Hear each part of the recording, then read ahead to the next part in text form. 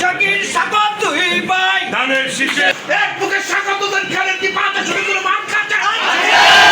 নারায়ণগঞ্জের ছাত্র দলের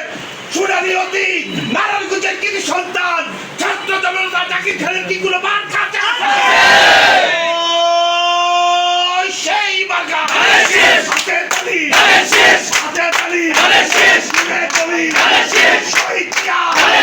আমার মায়ের আমার মায়ের সারদা মিয়া সারদা মিয়া আমার মায়ের আমার মায়ের কি হয়েছে কি হয়েছে আত্মা শুনে